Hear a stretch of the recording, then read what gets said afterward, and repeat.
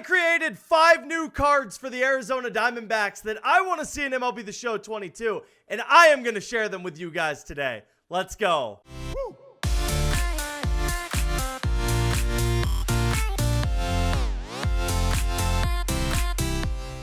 As always, huge shout out to the Show Zone. I created all these cards on their website, and if you guys want to do the same, the link is in the description down below on how to do so. Arizona was a really interesting team to do this for. They don't have a very long history. They obviously won the World Series right after they became a team, but most of their very good legends are already in MLB The Show. There are a few obvious ones that obviously you guys will see, but I had to get creative with this video. So without further ado, let's get into it. Card number 1 is a man that we used to have in a lot of MLB The Show games. That exact card art even we used to have in MLB The Show games, and we need him back. That man is 91 overall Mark Reynolds. Mark Reynolds had a couple of above average seasons in his major league career, but the one season that stood out to me was his 2009 season with the Arizona Diamondbacks, which was only his 3rd season in the league. That season, he hit .260 with 44 home runs and 102 RBIs. He set a career high in that season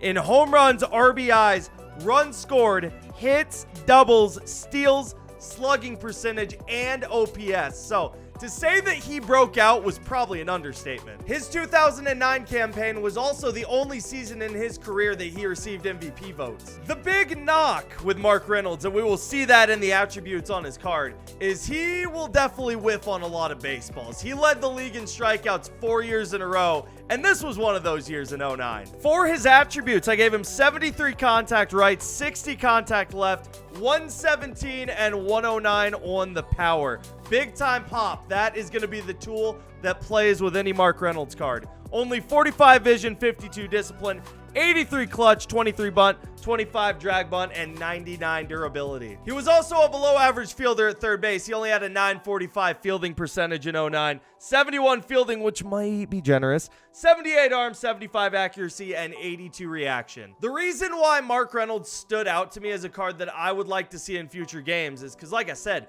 we used to get this guy in former games, and he was actually a lot of fun to use. He's like a right-handed Joey Gallo almost. He played way above his attributes. The low contact did not seem to matter too much, so this is a guy that I would love to get back in the game for MLB 22. The second new card that I want to see for the Arizona Diamondbacks in MLB 22 is none other than Side Armor Byung-Hyun Kim. This is one that you guys might disagree with me on because this card would be an absolute cheeseball. You know generic 66, the motion that a lot of people that use cap pitchers put on their cap? That is Byung-Hyun Kim's motion. That's that sidearm motion that the 7 feet tall caps always have on. It's Byung-Hyun Kim. So this card would be absolutely filthy. His knuckles like scrape the ground when he throws the ball, but it would be such a fun card to have in bullpens. I did not realize this, but after doing some research, I found out that Byung-Hyun Kim had a very good 2002 for the Arizona Diamondbacks,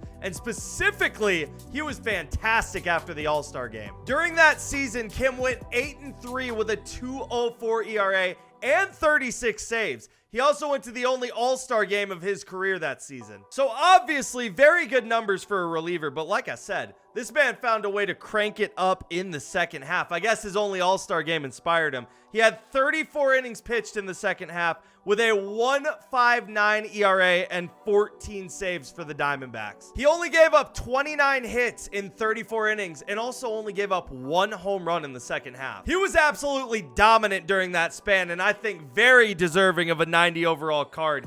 I gave him 25 stamina, 93 hits per 9, 97 Ks per 9, 95 walks per 9, 110 home runs per 9, 87 pitching clutch, 83 control, 77 velo, and 99 break. His pitch repertoire included a 4-seam slider, curveball, and a changeup. Although the per 9s are not stellar by any means on this card, the motion and the deceptiveness would make him still very effective in MLB The Show. He'd be like the lower diamond Steve Cishek and Darren O'Day cards, who can definitely get the job done for you.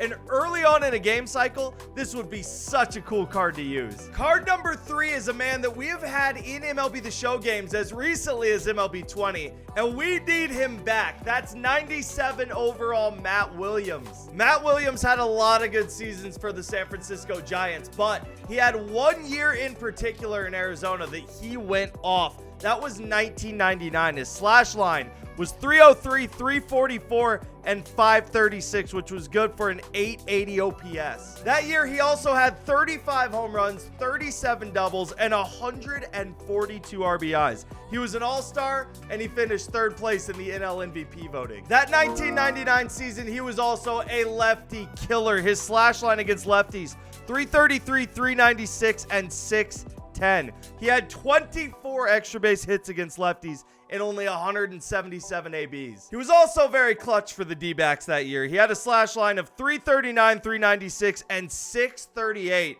with runners in scoring position. As you can see, Matt Williams' 1999 season with Arizona was fantastic, but in older MLB The Show games, he always got a signature series card, which I think definitely makes a lot of sense for him because this man was a 5-time All-Star. He was a 4-time Gold Glover and a 4-time Silver Slugger winner. Most of that was not done in Arizona, but like I said, that 1999 season was fantastic. For this specific card, I gave him 96 and 113 on the contact, 101 and 110 on the power. So 113, 110 against lefties. Like I said, when he's paralleled, absolute lefty killer. 88 on the vision, 95 on the discipline, 120 on the clutch, and 99 durability. As I mentioned, he was a 4-time Gold Glove winner in this season. He was pretty good. He was above average at 3rd base. 84 fielding, 88 arm, 76 accuracy, and 82 reaction. If I'm not mistaken, we had Matt Williams as recently as MLB 20 in the game, and his cards were always very underrated. He got a face of the franchise card with Arizona. He always had a really nice swing, and I enjoyed him a lot. So I don't know why he wasn't back in MLB The Show 21, but we need to get him for MLB 22. Now we're starting to get into the fun cards for the Arizona Diamondbacks. Early in the 2000s, and especially down the stretch when they won their World Series, they had one of the best 1-2 punches in their rotation in MLB history, arguably. The first man that we're going to talk about of the two, 99 overall Curt Schilling. Before we start talking about Big Curt, let me just say, I don't know if SDS necessarily would want to go after his rights. I know that he kind of had some off-the-field stuff, got fired from ESPN. He definitely gets into it with the media a lot. So I don't know if SDS would want to even touch Curt Schilling, but there is no arguing that what he did on the field is incredible and that this would be an insane card to have in the game. I think Milestone Series or Signature Series would make the most sense if we were ever to get a Curt Schilling card, but for the sake of the video, I gave him a prime card and I focused on his stretch between 01 and 03. In 2001, Curt Schilling went 22-6 with a 2.98 ERA.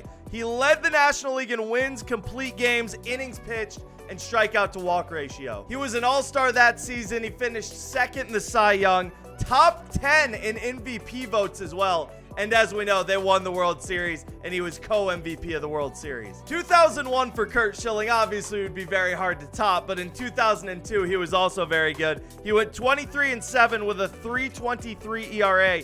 He led the National League in FIP and strikeout to walk ratio for the 2nd year in a row. He also was an all-star again, runner-up again in the Cy Young, 2nd 2 years in a row, and finished top 10 in the MVP votes for his 2nd year in a row. 2003 was more of an injury-riddled season for Curt Schilling, but he still had a great year. In 24 starts, he had a 2.95 ERA, and for the 3rd year in a row, he led Major League Baseball in strikeout to walk ratio. That 2001 to 2003 stretch would make a great prime card for Curt Schilling. But like I said earlier, I think Signature Series would make the most sense for him. This man was a 6-time All-Star. He was a World Series MVP, like I said. He was a 3-time champion. He's part of the 3,000 strikeout club, and he has the 5th best all-time strikeout to walk ratio. For his card, I gave him 118 stamina, 108 hits per 9, 122 strikeouts per 9, 119 walks per 9, 101 home runs per 9, 99 clutch, 120 control, 89 velo, and 94 break. As far as MLB The Show goes, I don't think Curt Schilling's repertoire necessarily plays great compared to some other pitchers, but he has a four-seam, a splitter, slider, changeup, and curveball. He doesn't have the sinker or the cutter, which definitely would hurt him a little bit. Overall, the Per9s are absolutely fantastic. He was one of the best pitchers in the 90s and the early 2000s. It would be so sick to have Curt Schilling in the game. The fifth and final card for the Arizona Diamondbacks that I want to see in MLB The Show 22. I mean, it was obvious, right? You knew this man was going to be on this list. 99 overall, big unit, Randy Johnson. If I'm being totally honest, there is not one pitcher in Major League history that I want to see be added to MLB The Show more than Randy Johnson. I think if they added him, he would immediately be an endgame starter for most people. This is another guy like Curt Schilling that I think it makes a lot of sense to give him some sort of milestone card or a signature series card, but for the sake of the video, I focused on his 2002 season. That year, Randy Johnson went 24-5 with a 2.32 ERA. He had 334 strikeouts, and he led the National League in wins, winning percentage, ERA, complete games, innings pitched, and strikeouts. He was an all-star, and in 2002, he won his fourth consecutive Cy Young Award.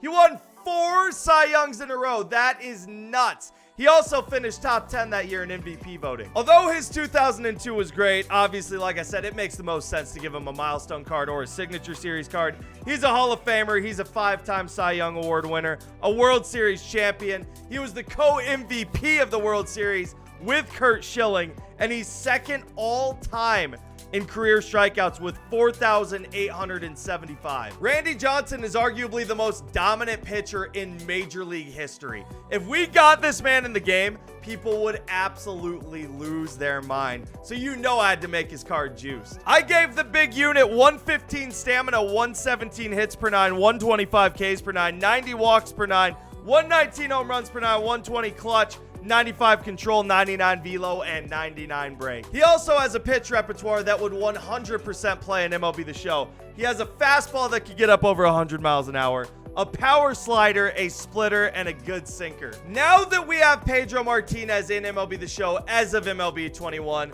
this is the man we need to get right here. This is the big remaining pitcher on the board that we need to get in MLB The Show. I would love to see the big unit in the game. We need him. We need him, STS. Get him in the game, please. There you have it. Those are the 5 new Arizona Diamondbacks cards that I want to see in MLB The Show 22. Like I said, this was a tough team because their history is not very long. Obviously, you got Curt Schilling. You got the big unit. The 2 obvious ones. From there, we had to get a little creative, but I still think those cards were very interesting. Let me know in the comments section down below. Are there any Diamondbacks cards that you think I missed that you would like to see in MLB The Show 22? I want to hear from you guys. But if you guys enjoyed this video, make sure y'all hit it with a thumbs up and do not forget to subscribe to the channel if you guys have not yet. And I will see you guys for the next video.